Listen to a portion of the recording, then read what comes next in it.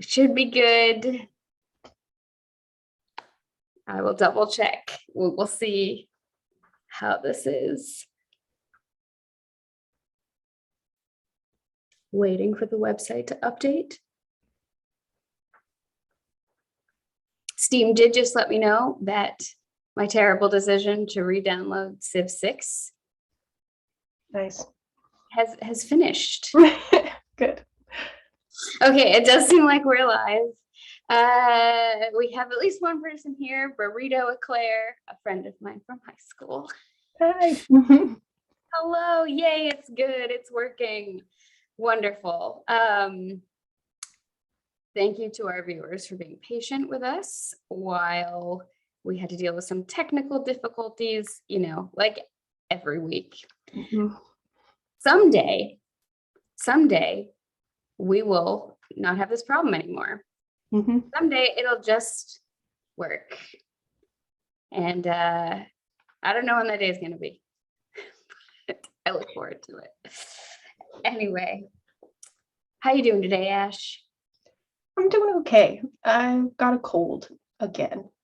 Yeah. So not super great, but okay. Yeah. How about you? I know you haven't been feeling super well.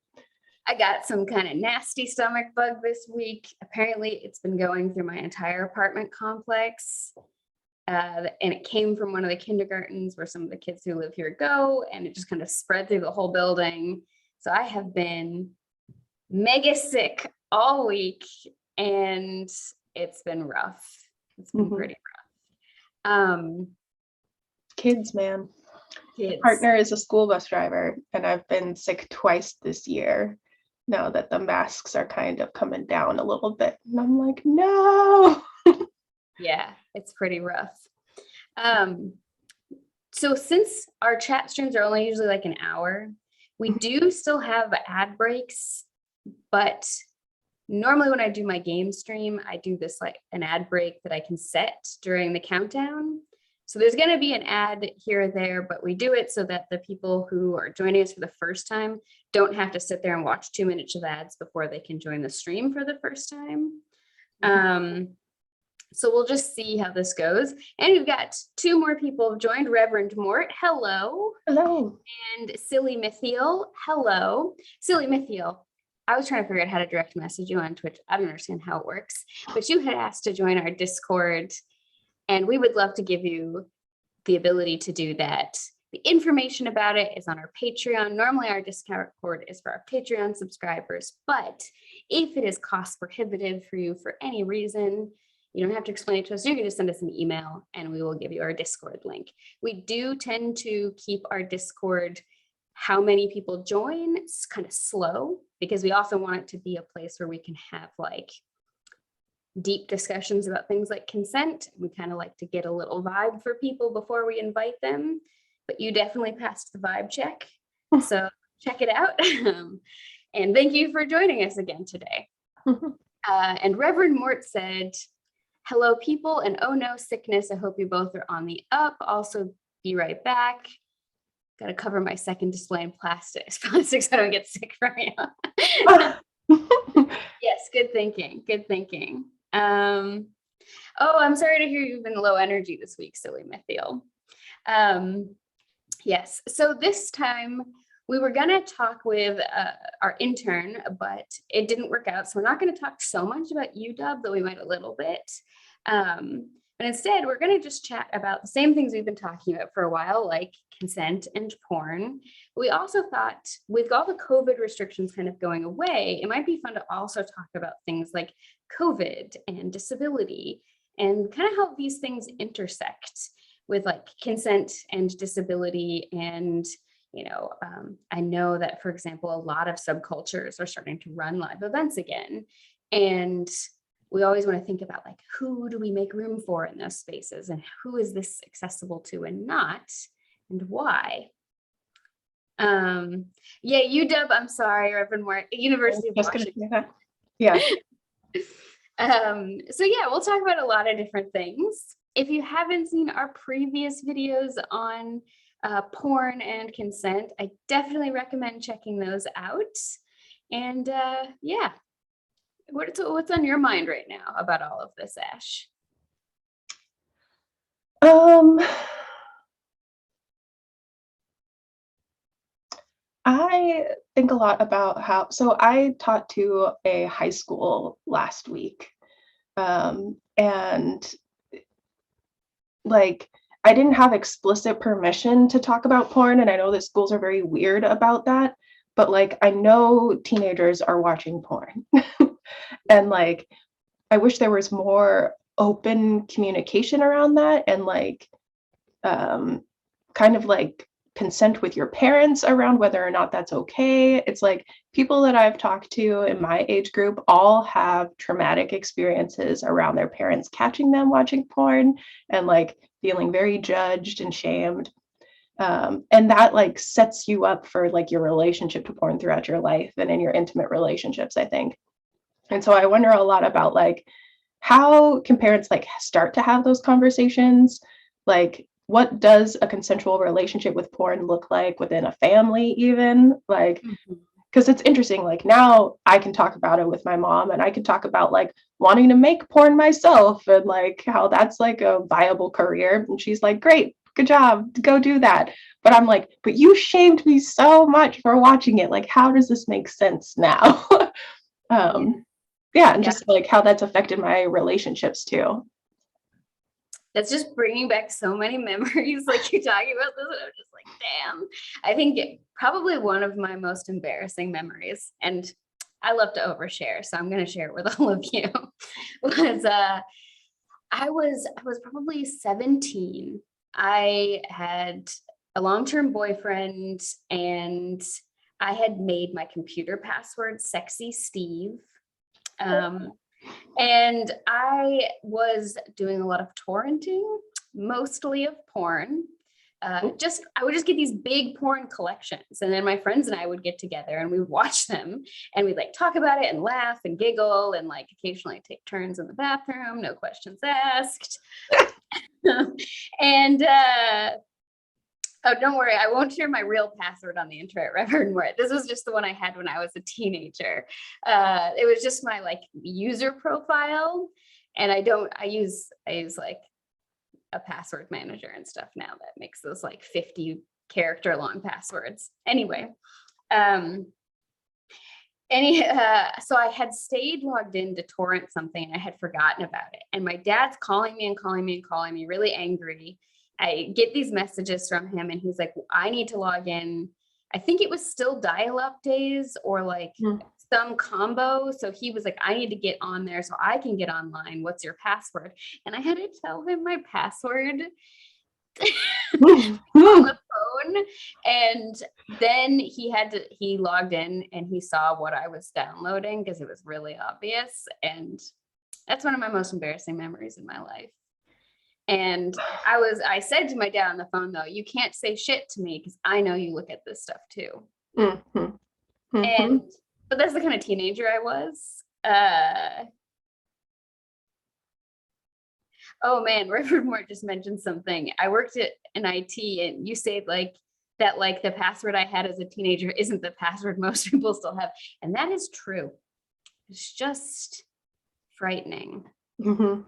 But yeah, no, I totally just don't even think about passwords anymore because I use a manager. And Silly Mithiel said, this is something I haven't thought about. I grew up before the internet, so these experiences didn't happen to me. Yeah. Mhm.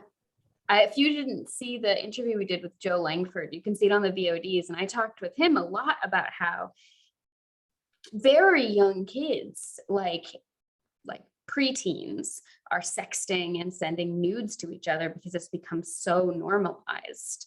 And we wait to talk to kids about any of this until well after they've started these behaviors. And that just creates both a lot of risk in terms of like legal things for sure, but also consent risk and risk of them getting bullied. What if the pictures get leaked or someone sends it to a group chat? And oh, hello, Deceptive Mirror. Welcome. Thank you for joining. And yeah, I think that it's tough. Burrito Eclair asked, do you think parents' misunderstanding of porn contributes to the disconnected communication? Like parents think porn is the most hardcore, weird gonzo stuff.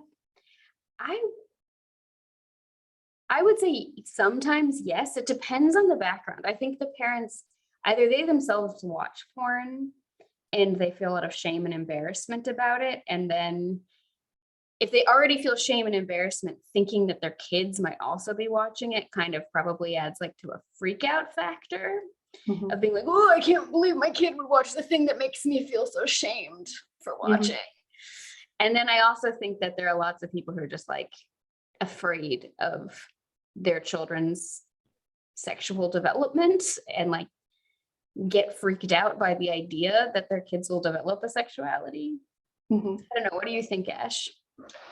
Yes to all of that. And I think there are some parents that don't watch porn. Like my mom maintains that she does not, and that she's weirded out and disgusted by it. And I know like a certain generation of like feminists in like were like, no, porn is terrible and bad, and like raised their sons and daughters to be like, don't watch that. And like that it's an ethical issue, and then religiosity too. Like I grew up in a Southern Baptist household where it was like porn was never even like said, it was just totally assumed like that's a sin, you would never watch that, never engage with that. But like that made it so much more enticing. It's like you call anything a sin and it's like, well, you got to try it at least once. Yeah, that's for sure. Totally. So yeah, I think those were a couple of the factors, and especially the like, even today, my parents are not nearly as internet savvy as I am. And so I feel like they don't understand how easily you will come across it even when you're not trying to. Like they assume that you have to go search it out, and like, okay, my kid's not at that stage where they would search it out. But like then you see videos, these like horrible TikToks of like an 8-year-old or something that just Googles like real butts. And like you can easily come across porn doing something like that. I'm like, it might not even be like a sexual curiosity. It's just like regular curiosity. And you can come across, some hardcore stuff. And I feel like, that would definitely trigger parents to be like, oh, shut it down, shut it all the way down. Yeah, I think that there's a lot of that. Definitely with my mom has always been very comfortable being naked in front of us. And so she did sometimes have to set boundaries, like tell me not to touch her genitals, because I'd just be like, oh, what's that, poke? And she'd be like, no, not allowed. But my dad really was afraid of us seeing him naked, which then made it, that was my one and only goal as a small child, was to see my dad naked. I was like, not allowed to do it. Suddenly it's the only thing I'm interested in. And it wasn't sexual. It was just like, genuinely, I just thought it was funny. Of like, he gets so upset. And part of it was also like, we would play this game on the swing where he'd push me and then he'd stand in front of me and pretend like I had kicked him. And like their reaction was just so funny. And it was kind of the same reaction of like, ah. And as a kid, I was like, this means fun. But I also think that the internet savvy, the ideas of porn, my parents both grew up in pretty religious households, but I also think that it's still pretty common, even among people who don't do it and would never admit to it. But I also believe that there are a lot of people who don't. We've got a bunch of comments in chat that I want to check out. Reverend Mort said the legal realities of underage people sending nudes is deeply problematic. Yes, for sure. Burrito Eclair said, but honestly, what I was downloading was webcam of people blurrily having sex.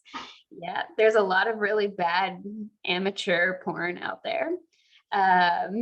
Silly Mithiel, can I be more freaked out by the idea of having a child than the idea of my child developing sexually? I have no children that I know of. You know what's funny about that? One time I was watching this like ad.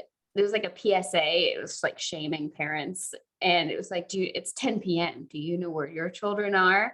Right. And I remember just my dad said, oh yeah, the two of you are right here, at least all the kids that I know of. And then I remember thinking, do I have any children I don't know of? Like, I've had sex. Could I have kids that I'm not aware of? And I was like, wait a second, no. that's Mhm. physically possible, but But like and lack of sex ed, I really thought that like you could get pregnant from like a toilet seat. Like yeah, I was totally unaware of like I was like, can you get pregnant from like swimming in the same pool as somebody that has a penis? Like all of these crazy thoughts would go through my head of like just out of not knowing. yeah. I mean, this was not bad sex ed. This is just the fact that I sometimes forget that I'm a girl. Like it just doesn't occur to me a lot of the time. And I'm like, oh wait, no, like if I had a child, It it'd would be have very came out. involved to have a child that I didn't give birth to. But even having had good sex ed from my mom, it's like by the time I was like 9, I knew exactly how it all worked. My mom was very, very good at answering the questions I was asking. But even then, if I was with a boy and he, say, ejaculated like on my leg, I would be convinced I was going to get pregnant because I had Mhm. so much fear and shame around the idea of teen pregnancy and like Mhm. getting pregnant young. And it just really frightened me. And like that was, even though I knew, I was still so freaked out. And then I would like look up ways to like prevent pregnancy, like drink a ton of this tea, or like don't eat, or like don't sleep, like run your body down, it'll be harder. And then I would just be like, yeah, that's what I'm gonna do. Because the way my family approached the idea even of teen pregnancy was very much like, don't you dare do this, Mhm. basically. Mhm. And it wasn't necessarily that they even had to directly say that. That was just so strongly the cultural messaging Mhm. that even if they said other things, that's all the only message I heard. And like trying to get sex ed info will often just like lead you to porn. Like if Yeah, you typed in like ejaculated on my leg, can I get pregnant? Porn will show up. Like, especially absolutely. since Yahoo Answers is gone now, you're just gonna get porn. Yeah. Yeah. I'm sad that Yahoo's Answers is gone. We don't get good questions anymore, like how is Babby formed and like Can I get baby purr salt or with not? 3 Bs. From Sorry, my yeah. camera is out of focus. It'll come back Repeat. eventually. Anyway, we have more people in chat saying interesting things. Um, Deceptive Mirror said it's interesting how many people think porn is dirty but consume heavily smut-filled novels. Definitely. Mhm. This is something that I touched on a little bit with Joe Langford about it in general, is that like porn is one of the few types of media that we also don't have any young adult or like YA option for. And young adult erotica could be a way to make it so that kids who are going to seek these things out anyway could seek out and be given and have access to more age appropriate things that they have context for. Because I know for sure when I was a kid, like when I was really little, like 8 or 9, I had seen some like porn magazines and stuff. But then my next exposures to porn were quite hardcore. And definitely my friends would want to look up things like bestiality because they thought it was funny. And so like that was some of the earliest porn I saw, was like people having sex with dogs. And I was like, damn, like it was not my thing. No shame to people whose it is, but I was still just like, whoa, like I didn't even know this was possible. And then there was no gradation of it. It was literally like I saw some still images as a kid, and then the next kind of stuff I saw was very hardcore or like pretty sort of niche fetish porn. And because there was no gradation to it, kind of like, I'm not going to say it had a negative impact on me, but I think it had a negative impact on some of my friends. And then I also think that it was just kind of frightening Mhm. sometimes to go from like, I know barely anything about this. Like my whole conception of sex is like very medical conversations I've had with my family, the terrible sex ed in schools, and then what I've seen in like movies, which is always pretty fake as well, Mhm. to that. And there was no in between. Yeah. What do you think about like YA erotica, Ash? Mhm. Yeah, that was definitely my biggest introduction to porn was like different teen novels, like especially to find out that like, oh, people can be gay there was like, at least in my public library, there were some LGBTQ books in the YA section where I was like, oh, people can have sex with the same sex or same gender, like, oh. But like, yeah, my mom was in the fantasy novel section too. And like, I remember picking up Flowers in the Attic when I was young and being like, what the hell was that? Like, just like traumatized, like, what? um, but like the teen youth novels where it's like, oh, people are having sex for the first time was like very reassuring to me. I was like, oh, this is how it could be. This is like, that was very useful to like see sexual debut and like people negotiating that, and like even like groups of girls talking amongst themselves like, oh, what are we going to do, what's going to be like, and like describing it to each other, and like just people that were around my age actually like, yeah, talking about it. I think we could use more of that for sure, as opposed to like, yeah, then when I was 18, I was in college and I got my own computer for the first time. And like the home computer was like in a living room area where everyone could see. So like I did not look up any porn on that. I saw like some softcore porn on TV, you know, like Cinemax late at night, which they would blur out the genitals a little bit. Like vulvas would be blurred and then you just wouldn't see penises like at all. And so like I remember being shocked when I like first looked at porn on my personal computer of like just what they looked like and so up close. I was like, what? And like really horrified. And I was in my first sexual relationship at that same time. And he was like, I've been watching this since I was 11. And I was just like, I have to catch up. And so I got onto like the worst corners of the internet. Like I'd heard about things like Two Girls, One Cup, you know, and like the shock porn type of thing. And like was like, I knew that corner of the internet existed, but I didn't have friends that were bad enough to me to like force me to watch it or anything. But like you couldn't help but like stumble upon things like that. And it would just be like, whoa, whoa, whoa.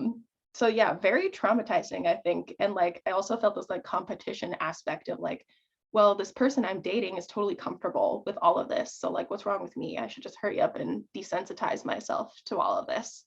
And I don't think that was helpful at all. I think that gave me like less room to negotiate within that relationship with what I was comfortable with, just knowing that like he had seen all of this hardcore stuff and was cool with it. Yeah, definitely. I can relate to the sort of shock factor of how visceral and up close everything was.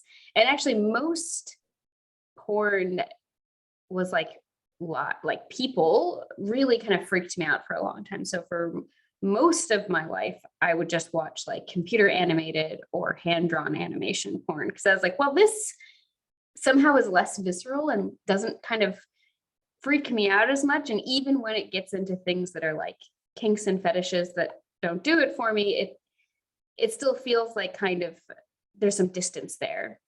It's like hentai and stuff. And there was lots of good like comedy hentai as well. I mean, if you've seen our previous ones, you know I have a deep appreciation for comedy porn because I think that we should have like humor in sex. It should also be normalized because it is funny. But with the stuff that was really shocking, my brain's tendency is to just go straight to very like intellectualizing academic mind. And I would just be like, I remember Tub Girl. I don't know if anyone knows Tub Girl. It's like a still image of a girl lying in a bathtub and she's got like rainbow over the knee socks and her legs are up and she's just like projectile shooting out of her butt, liquid going into her mouth. Ew. And like onto her face. And I remember just being like mostly concerned for her health. I was like, I hope she's okay. Like she should see a doctor if this much stuff's coming out of her butt, or like, was this an enema? Like that was and the same with like a lot of really more extreme porn. Like I remember one time, the first time there was like any kind of butt to mouth action. Mm-hmm. And I was like, you're going to get sick. Mm-hmm. Like you're going to get horribly ill doing that. Like, I hope they have antibiotics on site to just give it to you if you're going to do this. Yep. And that was that is always my go-to reaction when something's a bit much for me, is to intellectualize and like be very academic. And yes, so we have a bunch of things in chat though. I don't want to totally get I need lost time up. to recover, by the way, anyway, so From Tub Girl. yeah, I did not hear of that. Yeah, Tub Girl, Lemon Party was another one. Mr. Hands. These were all early shock things.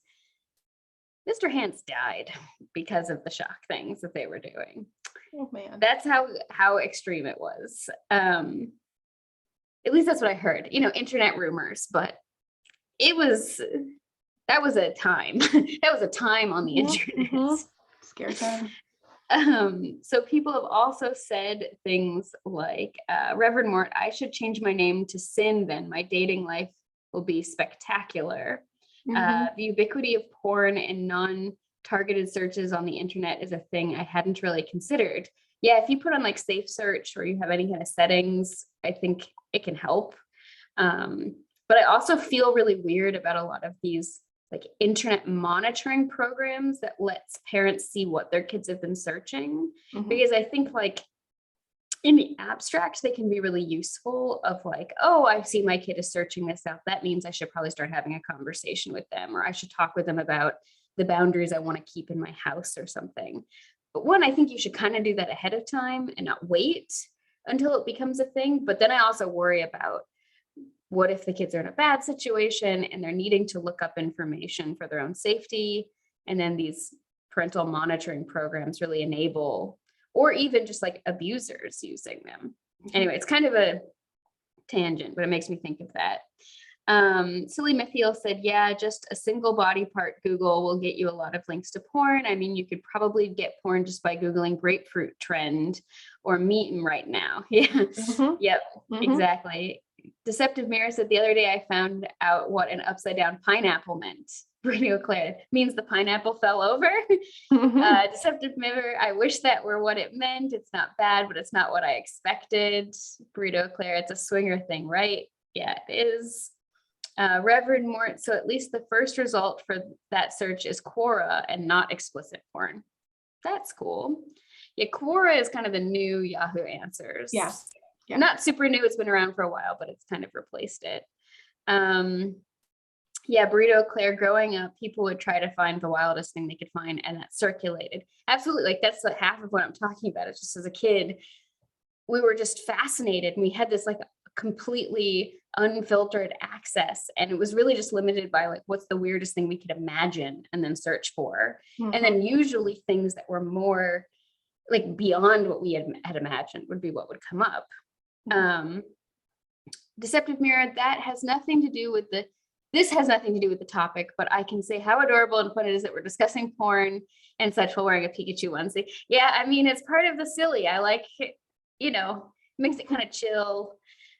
Anyway, Reverend Mort, I think the closest I got to YA erotica was the video rental sorted violent anime and hentai videos into the children's sections. Yes, because cartoons are for kids. Yep, that's how I saw a lot of things that were not okay. When I was a kid, I rented something from Blockbuster. It was, what is it? It's like a pretty famous samurai ninja. I think it was Ninja Scroll, where like there's this big beast dude who just like rips people in half and is like drinking their blood, but then he also like goes down on this woman in like the same manner. And I remember watching it, and I was in my living room and my mom was in like the dining room reading the newspaper, and I was just like, I'm gonna be in so much trouble if she looks over and sees this. Don't look over. I'm pretty sure it was Ninja Scroll. That was so hardcore. Yeah, and then Silly Mithiel said Eric von Lustbader's Ninja was my introduction to erotica, if I recall. Reverend Mort, yeah, I'm old. I'm also super healthy when it comes to sex. So clearly the key is letting 13-year-olds watch Bible Black. Oh, man. Yeah, I mean, high school me would agree with you on that one. And then Deceptive Mirror, or Silly Mithiel, you said, and found copies of Penthouse letters. Mhm. Yeah, I mean, do people really still buy Penthouse and other porn magazines? Cosmopolitan was that for me too. I would read like there were letters that people wrote into Cosmopolitan of like their sexcapades. And I was like, whoa. Yeah. Yeah, I remember reading my mom's Cosmopolitan magazine sometimes because they would always have like advertise like sex tricks and tips, and Yep, I'd just be like, I need to find out about this. totally. And then I remember just being like, this is kind of exciting. I'm not even near doing any of this, but I'm gonna remember.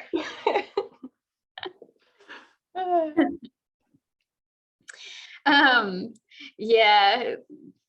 Anyway, Aradin joined. Hello, Aradin. And Burrito Eclair said, I remember Mr. Hands in school. I don't even know if that was the same name other people used for him, just our school. Yeah, maybe. Maybe it was just our school. But yeah, it was pretty intense stuff. Pretty intense stuff. And it would be like people would tell you, go to this URL, and you'd go to the URL, and the URL was just an image or just a video. And it was always starting with like the most intense thing.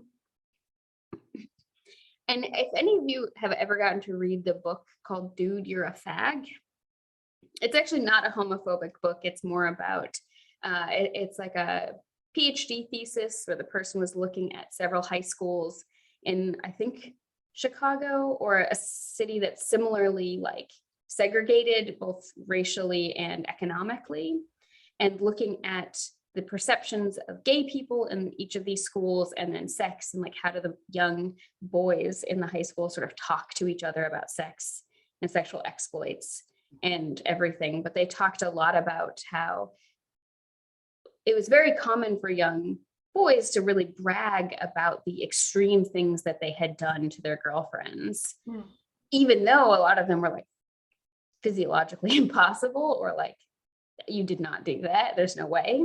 But it became this kind of social bonding and hierarchy reinforcement. And I think that was very similar when I was in high school, but it was through sending who had seen the most shocking pornography was like the cool one, who could talk about the most shocking pornography or could like retell it. But then on the flip side, we had one kid in my high school who would constantly masturbate in class. Just like under the table, and we all like, people would walk into the room and they'd be like, damn, this room smells like jizz, and we'd be all like, yeah, it does. It does. And we all knew who it was, and none of us said anything to him ever, because this is the weird sort of duality. Like, we could all openly talk about these things except when it was actually happening. Yeah, so there's like that interesting thing around like kids want to take risks, and there's like hierarchies based off of like who's willing to take the most risks. But when those risks inevitably result in like somebody's consent getting violated, nobody has the skills to deal with that. Yeah, just no discussion at all of like, it's cool to like be risk seeking and like to have the desire to do that and to even compete around it. Like, I think that's why we have like sports and all of these arenas in which people do things like that. But like the responsibility for what happens there, not a lot of that. It's like, and when you talk about like what you were saying essentially of like boys talking about their sexual exploits, I thought of locker room talk. And it's like, what do the coaches do about that? Like, they definitely hear it, but what do? They don't instill any kind of sense of responsibility of like, dude, that's impossible. And also, if you do that to somebody, you could like literally kill them. Like, whatever you're just describing, like this physiologically impossible, whatever. Just like no sense of responsibility around that. And it's like, it's all fun and games until somebody really tries it. Yeah, I remember thinking, like, with the kid who was masturbating in class, both being like, I wish we had like a place that was designated for this, because it's not like, you know, in movies they kind of always portray it as like sex at night, like after the, like that's kind of the time, but that's, I think everybody's sort of like hormonal sexual arousal clock kind of can go any time of day. Like some people it's very much in the morning or the afternoon, other people it's evening. And aside from like other things that can stimulate and trigger sexual desire, but sort of just the baseline hormonal cycles that would make you feel that way. And just thinking like this, there's no place for this. And I guess they just assume the bathroom, but like that doesn't necessarily work for everybody. Mhm.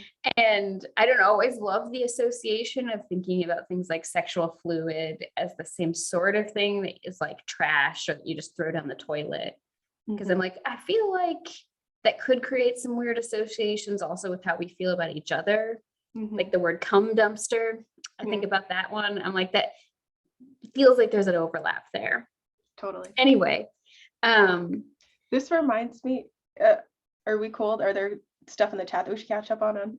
Or can I there go on is a- some Okay. stuff in the chat. But what were you going to say?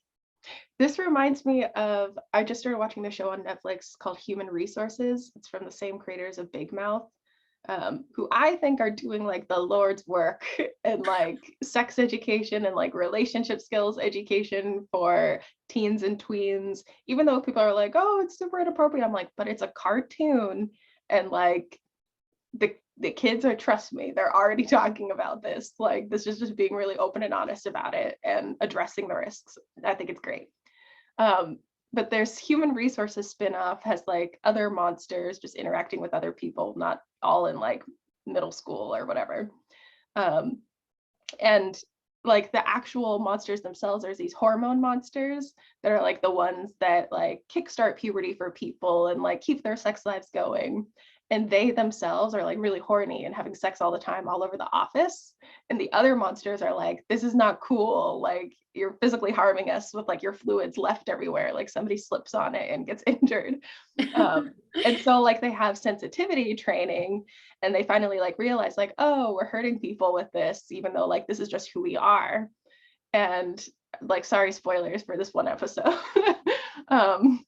And at the end, they decide to give them a fuck room where they can just do that. And there's a drain in the middle and they can clean up after themselves.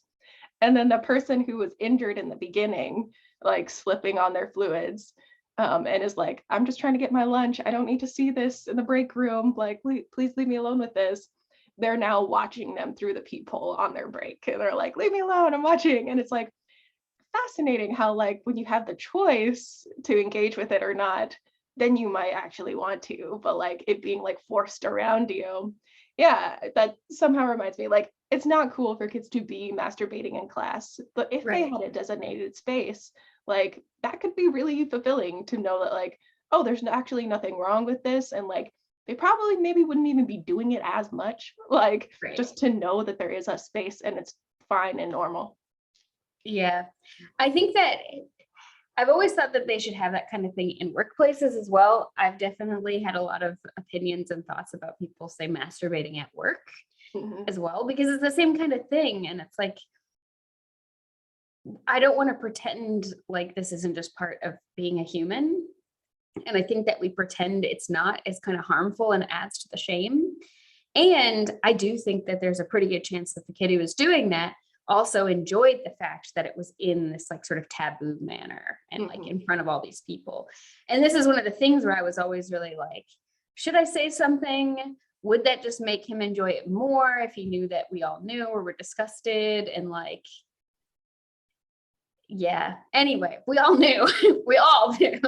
None of the teachers did anything. Nobody said anything. I think one person once gave him a note that said like, don't masturbate in the classroom. And that was it. But Wow. yeah. Coming back to like parents and adults, totally helpless to like address non-consensual behavior in that respect. Like, come on, out of like shame and embarrassment.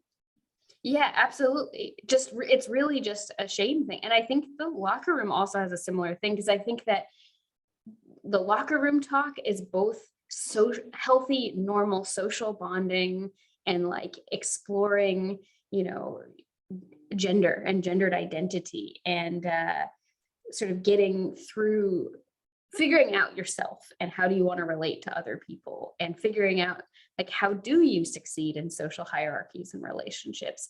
And I think that it's where a lot of lifelong understandings of things can be laid down. And I think it can become sort of very self-reinforcing. And before people start to get into that kind of walker talk, setting up healthier sort of dynamics around how do we treat other people? How do we view other people? Consent, respect for each other's autonomy and personal boundaries.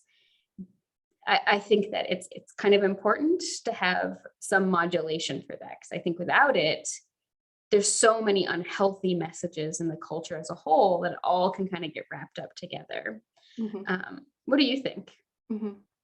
Yeah, this makes me make a link to the COVID stuff that we were originally thinking about. Like, there's first like adults themselves needing a base level of education, whether it be about sex and anatomy and like the practicalities of how that works, being very similar to like needing public health education on viruses and airborne illnesses and how that actually works, and vaccines. Of like, if you don't have the information yourself, then you can't spread it. You'll spread misinformation. If you don't feel comfortable with that information, then you're not going to speak up to like correct disinformation when you hear it. And like the autonomy piece too, and like risks and boundaries. Like, if you can't have that conversation around like genitals, like a lower barrier entry is to talk about like masks and how similar they are to condoms. Like in that respect of like, we are sharing the same air. Like when you have sex with somebody and you're sharing fluids, you're sharing like skin contact, you can pass things between each other. Like being responsible for your own stuff is very important. Like there are very easy links where like we could just like talk about all of that at once generally, if you had that level of comfort with it. Like, I wish that were possible. But instead it seems like we have this kind of like very siloed, like each person gets to make their choice, and like parents especially get to make a choice for their kids on what they learn and don't learn, and like whether they wear a mask, whether they get vaccinated or not. And there's no opportunity for other teachers or other people to like influence in that regard, without it being seen as like, that's not really your business. But like it's all of our business. It is. And it's really, I think that COVID is a great example of this, of like how easy it is for people to become really sort of siloed away from information and not get access to things that they need. The ways in which public messaging and cultural messaging can be completely at odds with each other. The ways in which it's really hard to build trust in public institutions around things, especially when they've proven themselves in certain times to be untrustworthy. Though I do want to say here that early in the pandemic, there was all this rhetoric that was like, those of us who are still going out and like having sex and getting COVID, were just like the people suffering from the AIDS epidemic. I was like, no, you're not. Shut up. Like, that's completely unrelated. The way the government responded to AIDS was absolutely influenced by hatred of gay people and like basically thinking that they weren't worth the resources. It's not related. So I do want to catch up with some things in chat because we've got a lot of good chatter. And let me see here. I'm going to go back because we've had a lot. Burrito Eclair said some people would say they were going to speak up against that kid. Remember, Burrito Eclair went to the same high school as me. Nice. One girl said she was going to punch him in the face if she caught him.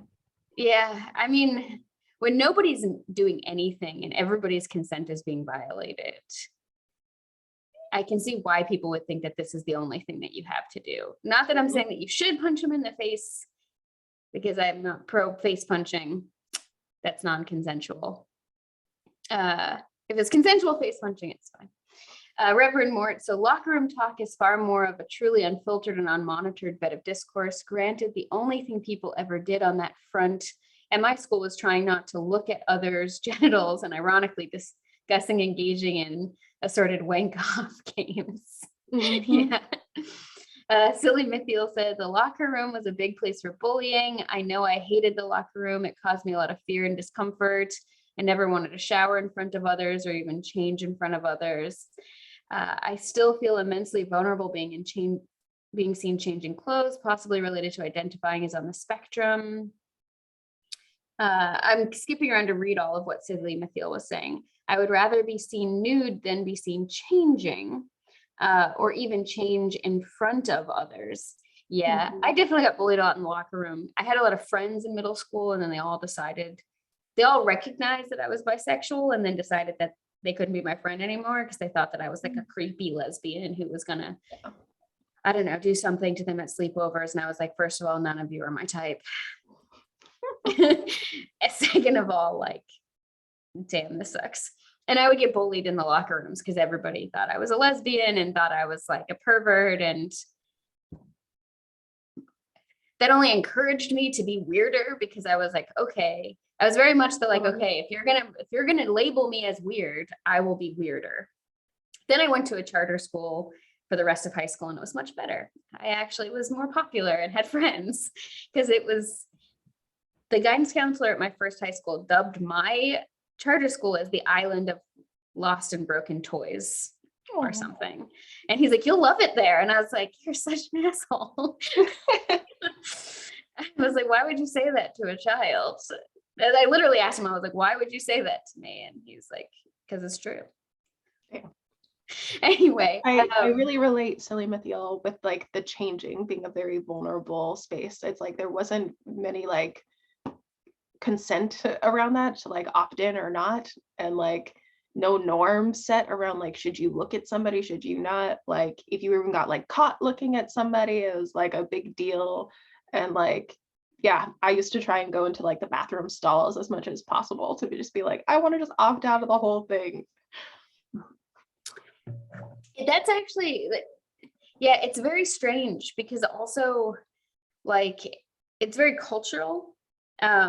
Like I did ballet from the time I was like 3, and in the girls' changing room, we would all just be naked in front of each other, or at least in our underwear. And it was not even a thing because we were all always wearing like completely bodycon leotards and tights. And our teachers would never touch our genitals, but they would come up and just touch our bodies, manipulate us constantly to put us into the right position. And we would do a lot of pair work together where we would have a lot of body to body contact. And there was definitely homophobia, to be sure. But there was a different kind of idea of how we related to each other's bodies. And there was definitely a segregation between like the thinner dancers would all change in front of each other. And if you were like, don't even try to imagine what thin is in the ballet world because it's going to make you sad. But anybody who wasn't thin would hide in the bathroom stalls to change. So there was definitely that kind of like fat phobia around whose bodies were normal enough to see. And I think that brings us to another aspect of porn that we haven't really touched on, although we touched on it in terms of like racial categories. But I also think about any porn that involves anybody who has any kind of disability, and how those are considered to be like really fetish, like niche porns. And it's just like, but it's just another body shape or like another ability. And it's because we have so many rules about what kind of bodies are even considered to be valid to be seen in public. And like there's all of this pressure to do tons of work to be seen in public. Like it used to be more, there used to be more pressure on women, like having to wear like the girdle and tons of makeup and always have your hair done and always have the hat on, and like you had to be seen as like respectable in public. There's still a lot of that pressure, especially with things like fat phobia. You know, like people often don't want to see fat people on the beach enjoying themselves swimming. And so there's like all of this policing of it. And because we really police which bodies are like viewable in public without shame, it also, I think, comes out in porn of like anybody whose body does not look like, you know, a size 8 or under and looks completely like what would be considered, I guess, like typical or how do I want to say this? Just, we have this very narrow idea, because when I say typical, I'm also being like certain skin colors and height ratios, like, because even just like one person being really tall and the other person being really short is its own like category in porn. Totally. And so when I'm trying to say like typical, I'm like, well, it really depends on even what you're telling. I'm kind of just going through all of the different like tags that you can find on a porn website, being like, yeah, what would it even be? And so because we have this sort of real siloing or segregation, both in public, we also have the same kinds of things being shown in pornography. Anyway, what do you think, Ash? No, totally. And I think like there's also the taboo, like back to the being educated enough and feeling confident enough to talk about things. Like I remember seeing people in wheelchairs when I was a kid and like very young and saying loudly, like, what's wrong with that person? And my parents would be like, shh, like, don't do that or whatever. And I'm just like, okay, so there is no explanation about it. That just fosters more curiosity. And say you get on Google and find fetish porn around it. Like, instead of just saying like some people use wheelchairs to get around as a mobility device, like it's not a big deal. There's nothing wrong with them. There's nothing wrong with them. It's just a difference. And so like I think that's a big part of it, of like, and then having that reaction, I'm sure, for the person who's in the chair makes them less likely to want to go out in public, knowing that like they're making kids uncomfortable and their parents uncomfortable and there's no resolution there. And there's either like the responsibility on them to be like, there's nothing wrong with me, and to speak up for themselves. And that's exhausting. And like, then you add in something like COVID, where you might be immunocompromised, and like going out into public is already a risk now. That like, I worry about that kind of thing increasing, of like, who you get to see is like, who's more comfortable putting themselves on social media. Like, like the general population of like difference and representation is for a lot of people who is comfortable putting themselves on social media. And then anything else you might stumble across on porn and get a very fetishized version of them that like decreases your perception of their humanity. And I worry about consent issues then leaking out into real life from that. Yeah. I mean, I think there's a lot of consent issues just with like physical autonomy and disability, with people feeling like, oh, I'm just going to help this person by like taking their mobility aid and moving them, or like this person who's blind, I can just grab them and pull them along because I'm helping. Because that's also something we see in movies and TV shows a lot. Like we think of like how often the stereotypical representation of like the Good Samaritan or the Boy Scout is the person like helping the blind old lady across the road, or how often is the blind old woman a stand-in for like vulnerable, gonna get hit by the truck, the hero has to come in. But that still says then that this person is just sort of like a prop for the hero's heroicness to be displayed, versus like they are their own person just going about their business, and like infrastructure issues are big systemic problems, and we need to make cities safer for everybody and not just for cars. And it's and then I also think that because there's this idea of kids not having healthier conversations around any kind of difference. I remember similarly one time I had to have been like 5 or 6 years old. I was in the backseat of my parents' car. My mom was driving me into Boston for something, and I saw a mixed race couple, a Black man and a white woman. And that my family's mixed race, but my mom is white passing. But I already kind of knew that it was allowed, but I had never seen someone where their skin color was like so different. So it was a very dark skinned Black man and a white woman. And I remember asking, like, is that allowed? Like, are you allowed to do that? And my parents got so upset that I asked that question. They're like, what do you mean? Of course it's allowed. And I was just like, oh, I'm not supposed to ask that question, but it's allowed. I got it. Because even though, I had plenty of exposure to different races, I had never seen a couple that was like that obviously that different. And it was completely surprising to me because as that young, I'd already kind of started to have it in my head. These are like discrete, separate groups that are separate. Mhm. And that being like really eye-opening. Now I was like a little kid. Like I wasn't even in first grade yet kind of kid, but I remember it because of my mom's reaction. Mhm. And that makes me think about how we were talking about like Disney and stuff before. Like there's so much backlash now to when they show like an interracial couple in a commercial or just more representation in general in Disney movies and things like that. And but I'm like, that's because of this. Like nobody ever explicitly told you like people tend to pair up with people that look similarly to them, or like these kinds of differences are seen as like taboo, at least not that long ago in our culture. But like you absorb that through the media that you consume. And like also tangentially related, like so many people get kinks around like power dynamics and BDSM from Disney movies.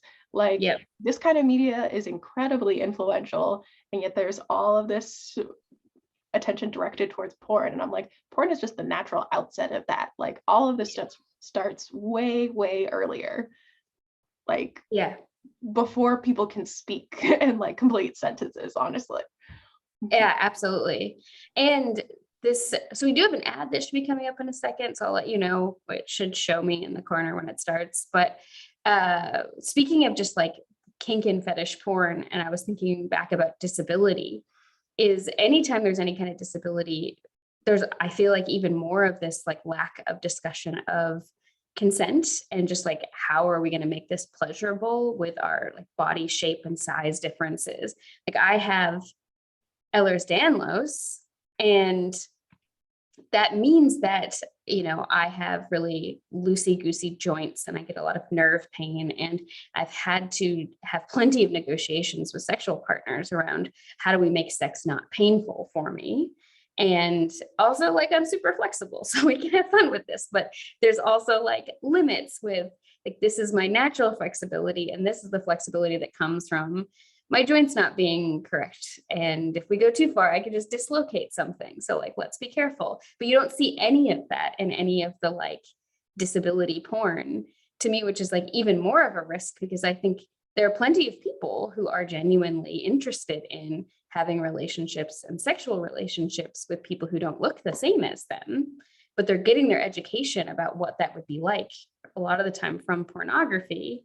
And then when they do actually have that kind of interaction, I think it creates more risk because you don't see any discussion or the things that the porn actor or actress can do. They just assume, okay, so if I'm dating someone uses a wheelchair or any kind of thing I saw represented in porn, what they could do in porn should probably be what my sexual partner could do as well. Mm-hmm. Or and I think it creates a lot of risk. And yeah, someone, Aradin, commented in chat that Ehlers-Danlos is supposed to be really rare, but I'm like the third person that they know who has it. And yeah, I do think that there is a little bit of the selection bias of, I think a lot of people who do things on the internet tend to have a lot of disabilities because it's how we can do our socializing easier. And Barantor joined, which is hello, Barantor. And I'm sorry we haven't kept up with everything in the chat. You all have been having such a good discussion. So maybe the commercials don't play when we're streaming from Zoom. I don't know, because normally people tell us.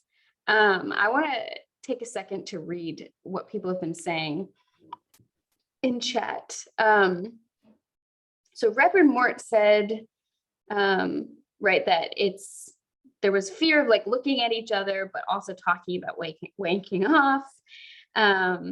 Silly Mithiel talked about a lot of the sort of bullying that could happen, and we related to that as well. Deceptive Mirror said locker rooms are a breeding ground for body dysmorphia as well, for sure. Aradin said that makes sense, as in a sense you are removing your protection and burying yourself and being very vulnerable. Yeah. Paladin Hulk said, watching Grey's Anatomy has taught me very little about anatomy. And Burrito Eclair, yeah, this show doesn't follow the books at all. And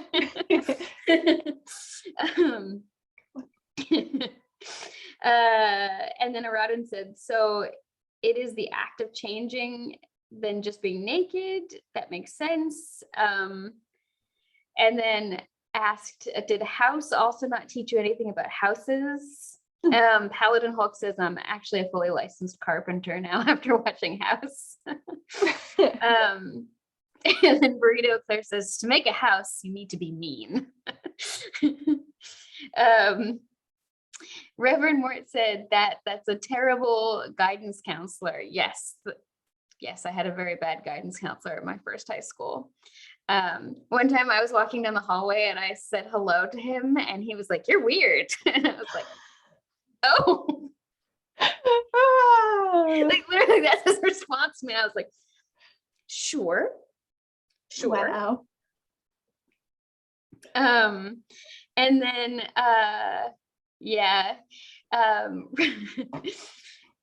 Silly Mayfield said, oh man, I want to go to the island of lost and broken toys. I mean, my second high school was pretty cool. Reverend Moore said, I advocate consent, intense unbroken eye contact, or constant intense unbroken eye contact in the changing room. I have a very easy way to test if people have a healthy conception of body health. If I respond with, I envy you, when they hear I have an appetite disorder, that makes it hard for me to eat. Yes, I've definitely gotten people saying that they envy me. I had a doctor tell me that they envied me when they diagnosed me with gastroparesis, which means that like I have a bunch of paralysis of the muscles that are supposed to move my digestive system along. So I can get full after eating like one bite of food, and I can get so full that I'll throw up if I actually try to eat a normal amount, which sucks because like my blood sugar is so low, my brain is still telling me I'm hungry, my mouth is still watering, and my stomach is so full it feels painful. Mm-hmm. And I've had doctors be like, oh, I envy you so much. If I had your condition, I'd be so much thinner than you are now. And I'm just like, why would you even say that? Yeah, a lot of doctors have a lot of body image issues, I have found.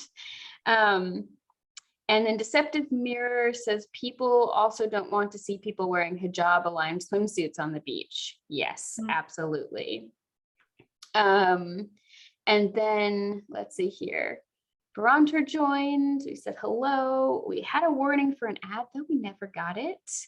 Paladin Hulk said, we'll keep showing diversity until the people who get angry about it get bored instead. Mm-hmm. Yeah. Yep.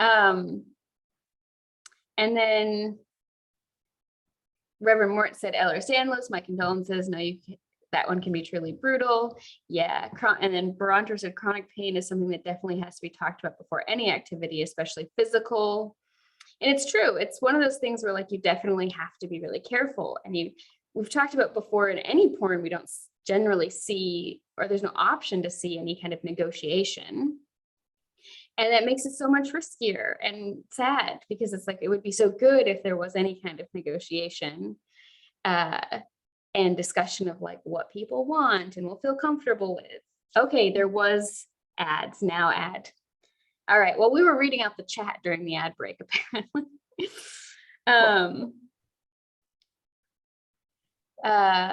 Anyway, yes. Silly Mithiel said, you're weird was a pretty common response to almost anything I did or said in any of the 3 high schools or 2 middle schools or 2 elementary schools I went to. Yeah, I mean, got to get more people in schools and positions of power like that who have better understandings of like how not to bully children. Mm-hmm. Yeah. Anyway, do you have any thoughts to any of the things we read out in chat? Just, we have a very witty crowd and I appreciate it a lot. Yeah, I've been appreciating the jokes and also just the sharing. I think it's really cool to chill out with all of you and just chat about these things. It's nice to have the opportunity to get to know all of you as well. And I'm glad the ad break worked. In the warned all of you ahead of time, and then it worked out. And then you could tell me what the ads were. In the warning, I tell people to tell me what the ads are and how dystopian and weird they are. Nice. Especially when they're like, we're talking about things like community health and autonomy, and then it's like a bunch of car commercials. Yeah. Mm-hmm. That kind of stuff. Yeah. So thinking about COVID and COVID restrictions kind of going away most of the places, we don't necessarily have to think about whether or not that makes sense public health wise, because I'm not a public health expert. I've got my feelings about it. My feeling is that this is terrible and frightening. But in terms of consent, I feel like there's a whole bunch.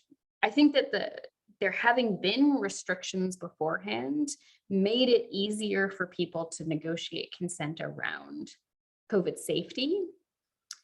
Not perfect, but it did help in some cases. Yeah. And then now that they're all kind of going away, it makes me nervous because I still want to wear a mask because I've got a ton of health problems and I'm terrified of COVID. What do you think, Ash, about all the COVID protocols going away? Mm-hmm. Feels dystopian. It feels like in 2 weeks we'll understand how terrible of a decision that was. Yeah, I don't know. It's just, I think a lot about like how I didn't get sick at all for 2 years, like not so much as a cold, and now having had 2 colds in a couple of months, and how terrible it is. Like even just regular colds are terrible. And like I learned also, and this like blew my mind, like when you think of polio, for example, you think of like kids in braces and FDR having to be in a wheelchair for a while, like polio, this devastating disease, and how we had this huge vaccination campaign to get rid of it and almost eradicate it recently. And then I was informed that those symptoms that you think of, that's long polio. Right. Like regular polio was like a flu. We were very mild for most people.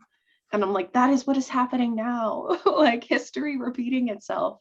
Like long COVID is the thing that I'm really terrified of. And the milder that these variants get, there's still the same or increased likelihood of long COVID that comes with that. And so I'm like, as much as I dislike being sick with just a regular cold, having a very terrible cold / flu or whatever those symptoms are, and then having long-term neurological or cardiovascular effects is like, you know, it's not a personal responsibility thing. It can't be. And like, you can't comprehend the risks of that and like what the reality of that would be until it's actually happening to you.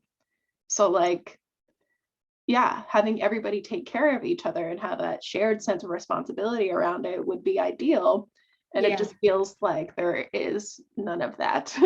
It's like every school to themselves to decide whether they want to mask. And then that really comes down to like the willpower of a teacher to enforce that amongst their students is what I witnessed in person of just like, yeah, how much do you want to spend time negotiating with people around this? And like, that comes back to their family and how they're approaching this.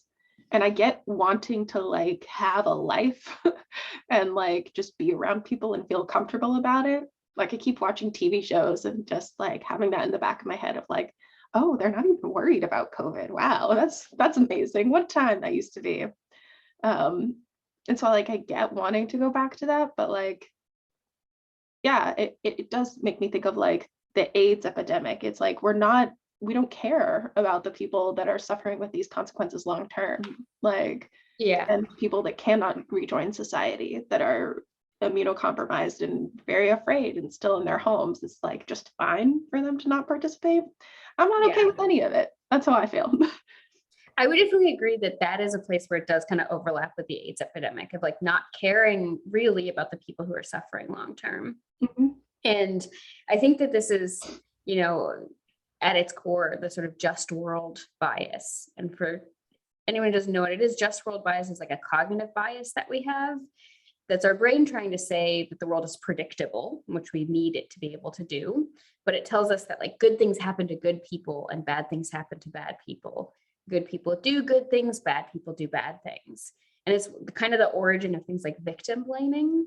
So we have a tendency to think that the people who get COVID in general, they must have done something wrong, first of all. Like I even saw a lot of this in people who were very, you know, liberal and open-minded and like, you know, not like consider themselves very non-judgmental, being like, oh, if someone's getting COVID, it's because they're like stupid anti-masker and they're like, must be pro-Trump. And they're like, go. And it's like, no, I mean, like, one, this is a highly communicable disease. Like, yes, there are people who are taking more risks than others, but we're not very good at understanding risk in general.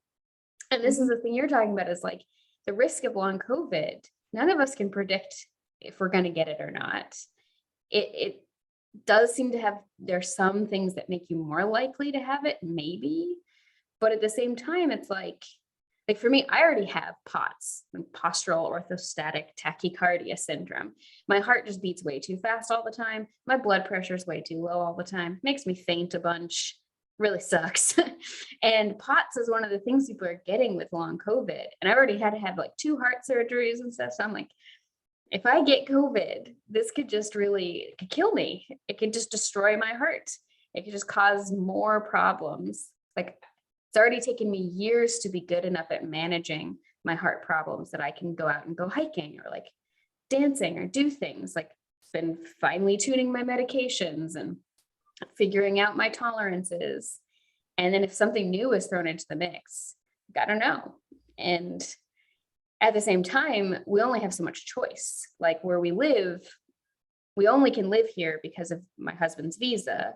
And he would lose his job if he just said to his boss, I'm only working from home because I want to protect my wife's health or something like that. And we probably wouldn't be able to get another one in academia. Academia is not that disability accessible. And so we have to kind of balance these things. But there's also not very much consent we can actually give in this situation. And then it's also frustrating because it's like, well, I would love to go out and see people and like socialize at all. Like, I'm a very social person. 2 years of basically not seeing anybody in person has been rough.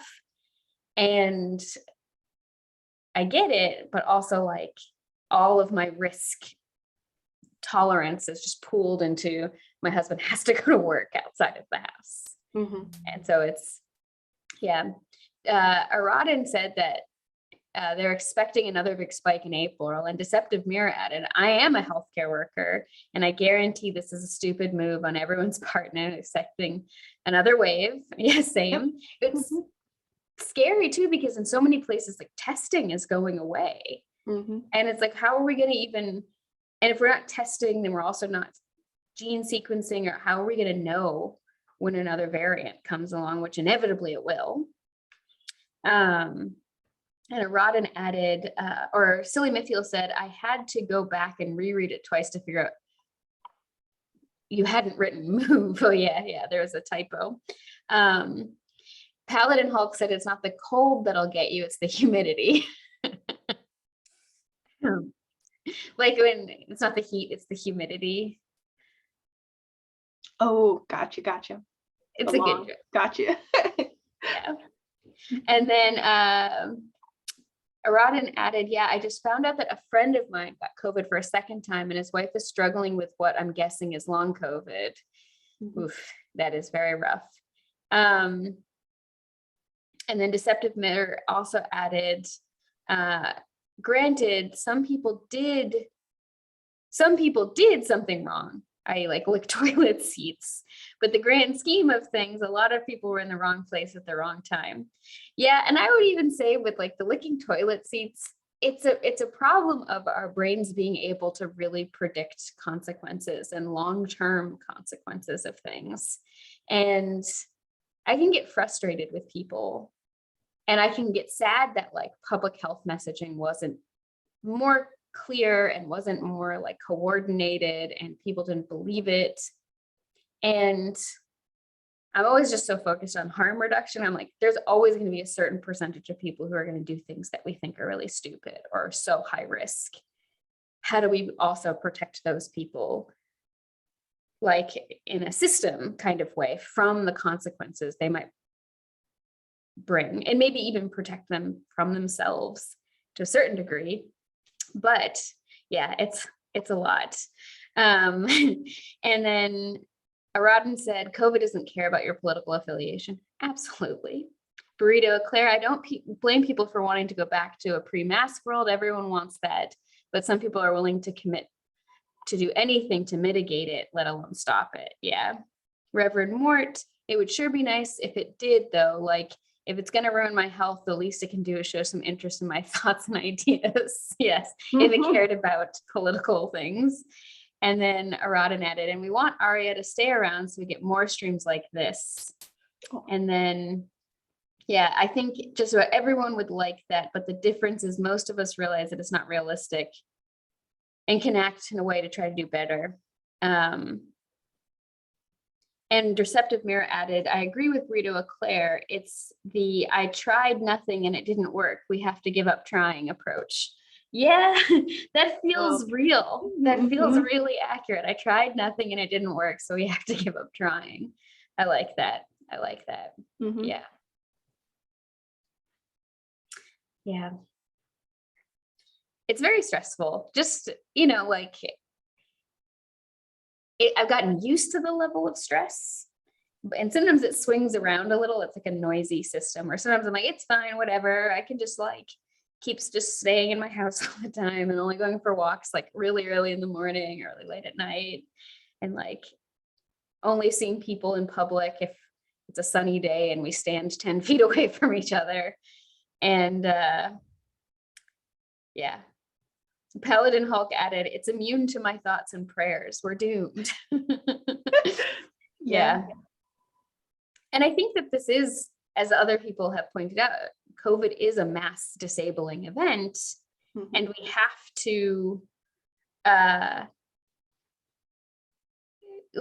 to be prepared for the extra kinds of support that a lot of people are going to need, and the new ways we're going to have to navigate a lot of consent. Yeah. Reverend Mort asked, so why is Disney the root cause of BDSM? You've been dangling that carrot for a few streams now. Do you want to go first, Ash, or should I? I have just heard from many, many people about the tropes of like people being kidnapped, taken from their homes. There's like Fantasia with the vines. There's also just like, these power dynamics of like somebody being entirely helpless and somebody swooping in to save them, that are like titillating to you as a child, that give you these feelings of like, I don't know why I'm interested in this, but like I'm particularly interested in this. And then they later like get into kinks and are like, oh, that makes a lot of sense. Yep. That's just something I've heard from a lot of people. Yeah. When I was a kid, I blamed Jafar for my particular attraction to goatees. For a very long time. I was like, yes, that kind of person seems like they will do interesting things if I spend time with them. And like the whole like, one, Jasmine was just sexy to begin with. And then the whole like magic, mind control, enslavement, all of that. And then even the thing where she's like suffocating in the glass. I remember as a kid just being like, this is making me feel something and I don't understand it. Or like, even just like Rocky and Bullwinkle kind of stuff, where it's like, I don't even know if this was in that, but my brain goes that, like the damsel being tied to the train tracks and the like, am I going to die or am I going to be rescued? And just that like fear being something that connects you so intensely with your body that then makes you also feel how alive you actually are, that then connects you to the erotic as well. Like, I feel like it's not necessarily that as a kid, I wouldn't have wanted to be tied down to the train tracks. I mean, the tying up part was definitely pretty clear, like, oh, this is part of the power exchange and this is kind of exciting, but I wouldn't want to actually be in danger. But there was that like feeling of fear and danger, the endorphins, the blood pumping, the feeling kind of helpless, and then thinking about how alive I feel, and then being extra aware of my body, and then feeling the erotic in that, like blood is pumping more everywhere. So it's obviously pumping more to genitals. And I think this is kind of how some of the sequence went for me as a kid, of like, it kind of started very, very innocent, not using in like a religious sort of sense or moral sense, but like a innocent as in an unaware sense. Like I was not aware it had anything to do with sex. Mm-hmm. And this cascade of feelings and sensations and physiological changes over time connected it to sex for me.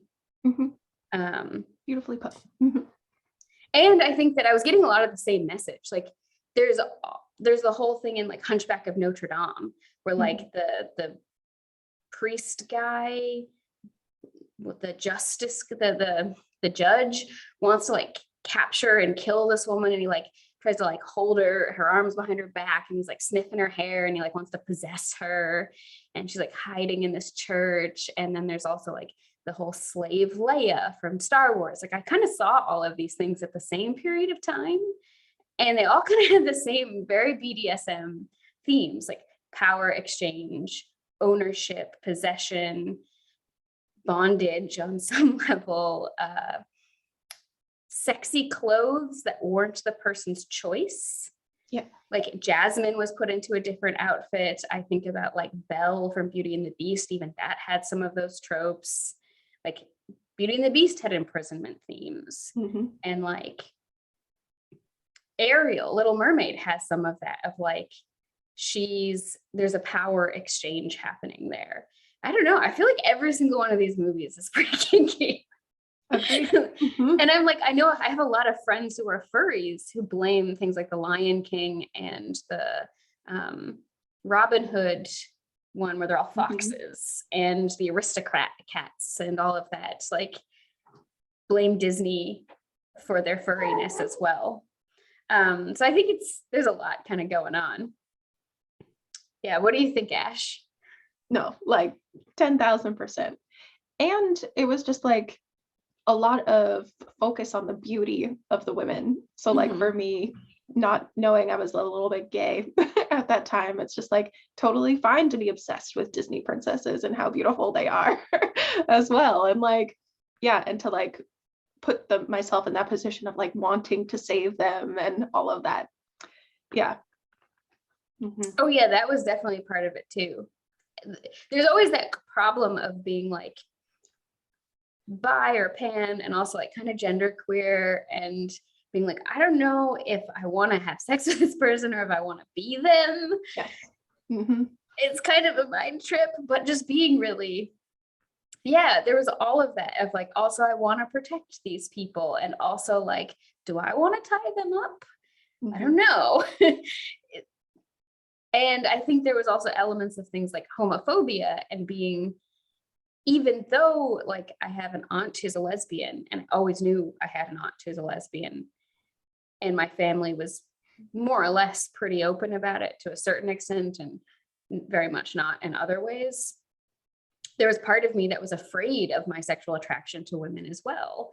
And these very beautiful women who were, drawn in ways that were supposed to be very sexy. Like I remember reading the like behind the scenes stuff on Pocahontas, and them just being like, she has to be sexy. Like that has to be the chiefest thing about her, is that she's sexy. And then seeing them put into these positions, and then being like, oh, because, we also tend to queer code a lot of our villains anyway. So then me thinking like, is this how I'm supposed to relate to women if I want to have sex with women, or I'm like attracted to them? I don't understand the dynamic here. Like how's this supposed to be? What message am I supposed to be getting from this? But does this answer the question, Reverend Mort, about how Disney and BDSM are related? Yeah.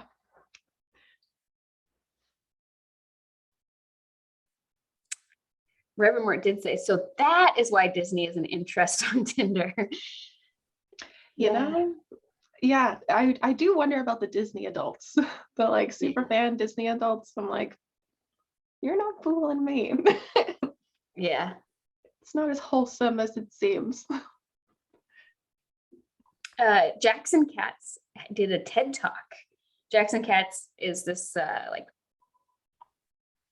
professor and activist, and he does a lot of good stuff writing on like men and masculinity and feminism, but not in like a weird, preachy, judgmental way, like a very loving, like, if we're feminists, it'll help all of us and also like improve our relationships. And it's also the right thing to do kind of take.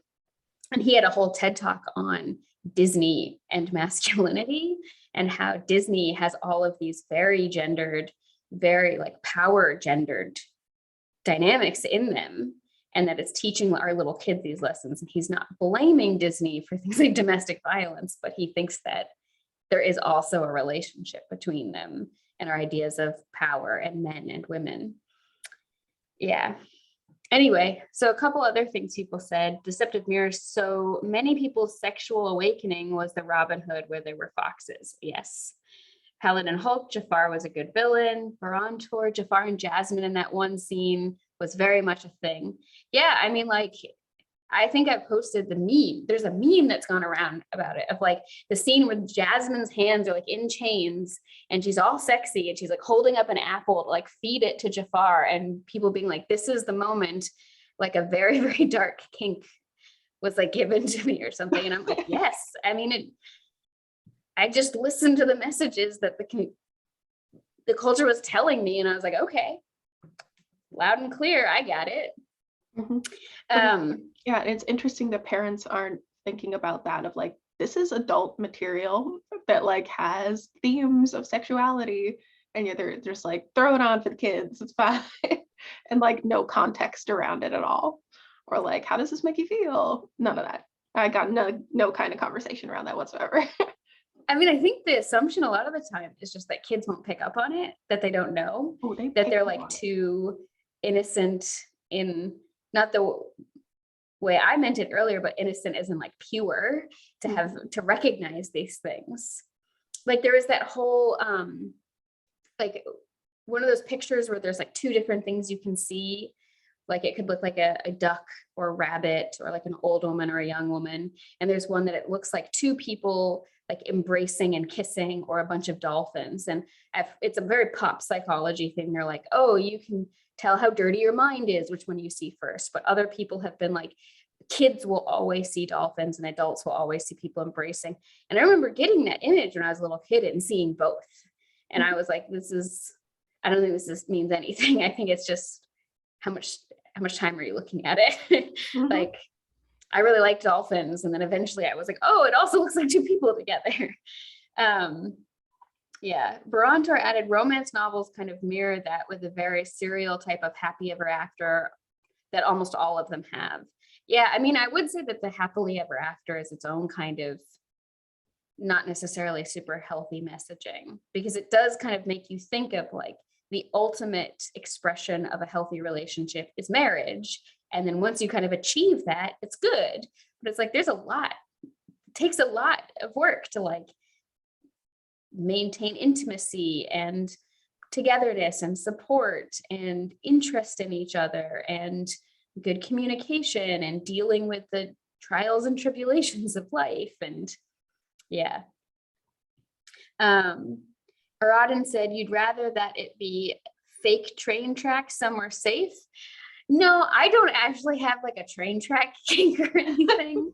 Though when I was a little kid, I would get a lot of feeling like just hanging from monkey bars and imagining like I had been tied up there. I think I saw it in like a Rocky and Bullwinkle, and I was like, this is kind of cool. This makes my body feel weird.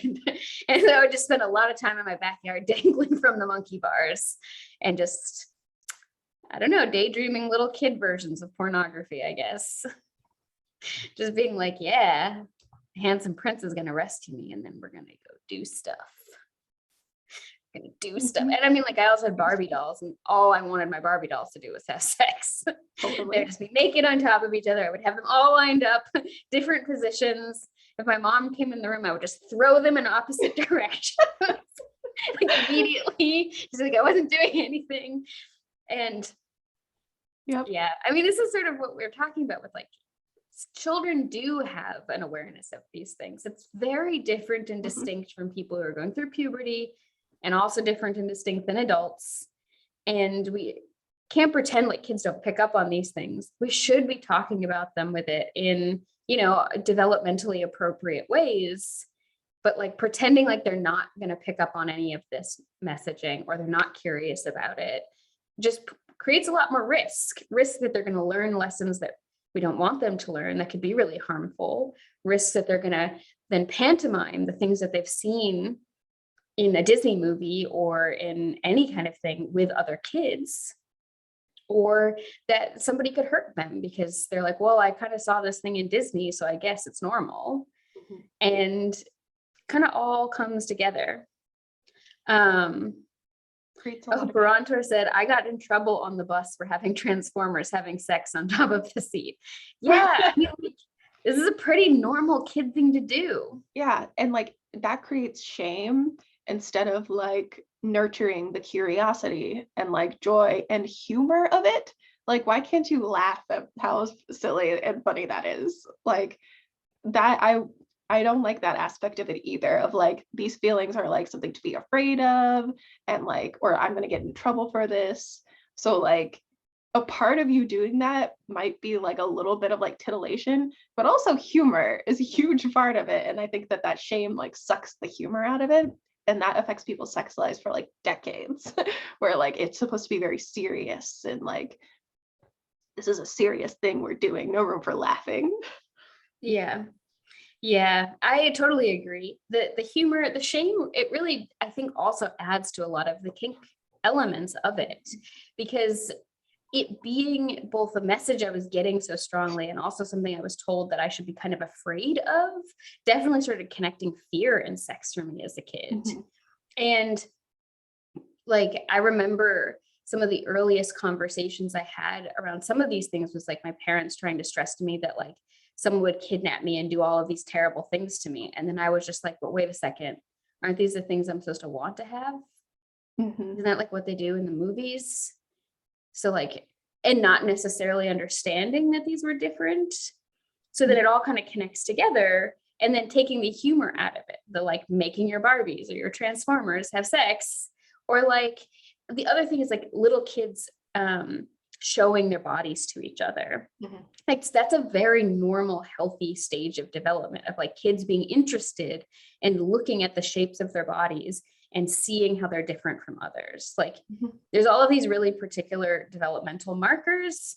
Sometimes you see these really feel-good pieces of like, oh, this Black kid and this white kid think that they're siblings, and this is why nobody's born racist. And it's like, well, also like differentiating groupings by color difference is actually a developmental point. Like if you show kids a bunch of horses and some are brown and some are, white and some are like spotted, and you ask them to tell you about the different horses there, they'll talk more about like this one's standing closer to this one, and this one is like eating and this one's not, but they won't differentiate by color and shape.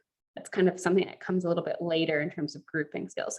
I know I'm going on a tangent, but kids want to start to understand category boundaries, basically.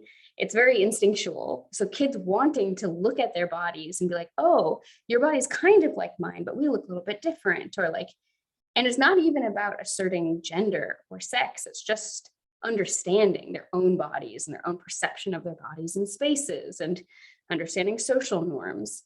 And then when kids do that, people freak out, like really lose their minds about mm-hmm. it. And it's like, it's just so normal and healthy. And like, yeah, it'd be good for there to be like adults to help make sure they, they kind of keep some healthy boundaries on that, or that they don't accidentally hurt each other, or that nothing kind of goes wrong. But it's a very normal thing. Mm-hmm. And by making it something so frightening, it can have really lifelong impacts on people, of like being ashamed of your own body or being ashamed of looking at someone else's body. I've had a lot of people tell me that like that particular experience of getting caught showing their bodies to each other gave them so many sexual hangups for years. Mm-hmm. Yeah. It's interesting how like there's that transition between like humorous to humiliating, and like arousal can just like go from both of them. Yep. Mm-hmm. Yeah. We have a couple more things in chat. Uh, Reverend Mort said, hellfire, it's burning in my skin, choose me or the pyre. And then Aradin says, yeah, I can definitely see Robin Hood tying into furriness. Reverend Mort, they fooled me, all the kinksters I missed out on. Oh no. Deceptive Mirror, honestly, thinking about how some of my sexual awakenings happened, I had to realize that I'm not as vanilla as I thought. That thought is very freeing. I definitely thought Fox Robin Hood was hot. Yeah, I mean, I'm not a furry, but that guy was hot. He was definitely drawn to be hot. I know it's kind of like weird and embarrassing to say that you thought a cartoon character was hot, but I'm like, our sense organs are very pretty rudimentary and they're really easy to trick. And also like a lot of things that we think about with sexual attraction and eroticism are also like interacting with symbols and ideas that we have in our own minds. And so a book character being someone you're attracted to, or like a cartoon character, like that, I don't know, none of that seems weird to me. I'm just like, I don't know, we've been drawing naked pictures. Like we've found cave paintings of people having doggy style sex, like all over the world. It's like, yeah, people probably looked at that to get aroused. I don't know. It just seems normal to me. Yeah, I don't think there's anything wrong with being vanilla. That's definitely like part of my sex positivity is like being very vanilla and being asexual are completely normal too. It's just part of the massive range of healthy, normal human expression of sexuality. And sometimes people, because I've had so much exploration of kink and my own sexuality, people assume then I must be like always very kinky, but I'll fully admit most of the time my sex is pretty vanilla because it's more about the connection with that person for me than anything else. And Aradin, I want to come back to what Aradin just said here, which is that I do find it interesting that there are a lot of connections between bondage and sex, and yet I am asexual and still have interest in bondage. So it always seemed an odd connection to me. Yet for me, things like I've taught flogging workshops before, and to me, it's a completely non-sexual thing. Like if I'm in a dom position, it's very meditative. I'm like caring for that person. I'm thinking about that person's experience. I'm trying to be good to them, to like be very tuned in to how their body is responding to things so I can tell how close am I to their limit. It has nothing to do with sex for me ever. And I've got into it very much as like I want to try to get over my traumas from childhood and other things that have happened. I want to try to claim feminist power. I want to like explore what it's like to have power in these ways. And it was very healing. And it's still very, very meditative for me. It has nothing to do with sex. And I don't even like go into that kind of brain during those spaces. It's very much like a loving, caring, my whole brain is consumed with making sure this is a good experience for this other person and thinking about how much control I have to have over myself and how like thoughtful and careful I have to be, and the negotiation beforehand and the aftercare. It's much more of like a meditative ritual than something sexual for me. And I think that's also pretty normal. Not everybody's that way, but I don't think that's strange at all.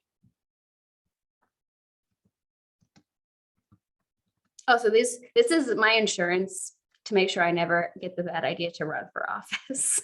Because I'm just like, here I am talking about doing flogging workshops and stuff. It's all good. Or, you know, the world will change enough so then someone like me could run for president someday.